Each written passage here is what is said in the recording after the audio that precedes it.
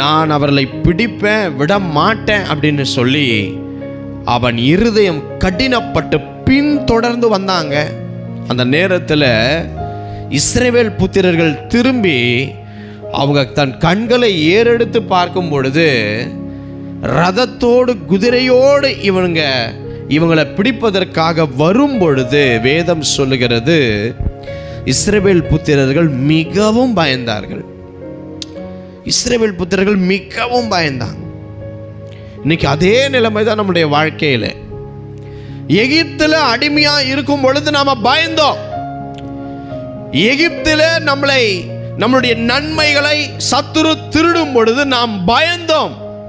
ஆனா இன்னைக்கு அதுல இருந்து உங்களை பிரித்தெடுத்து ஒரு வாக்குத்தத்தம் கொடுத்து கானானுக்கு நேராய் நடத்துகிற ஒரு உண்மையுள்ள தேவன் நம்மளை நடத்தி கொண்டு இருக்கும் பொழுது நாம எதற்காக பயப்பட வேணும்? பிசாசுக்கு என்னன்னா, நீ எகிப்தில் பயந்த அதே பயத்தை நீங்க பயப்படு. அவங்க அடிமைத்தனத்தில் இருக்கும் பொழுது அந்த நெருக்கம், அந்த பாடு, அந்த உபத்திரவம், அந்த பயம் உனக்குள்ள அப்படியே இருக்கணும். அது சாத்தானுடைய திட்டம்.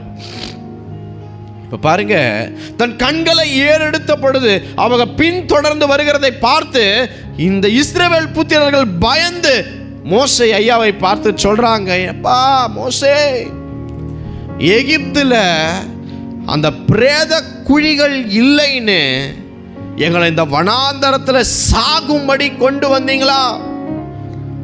ஏன் அங்க இல்லையா கல்லறை, அங்க இல்லையா குழி, இங்க வந்து தான் நாங்க இவனுங்கிட்ட இப்படி மடியணுமா? இதுக்கு நாங்க இந்த வனாந்தரத்தில் சாகிறத பார்க்கிறோம், அவனுங்களுக்கு நாங்க அடிமையாவே இருந்திருப்போமே அப்படின்னு சொன்னாங்க.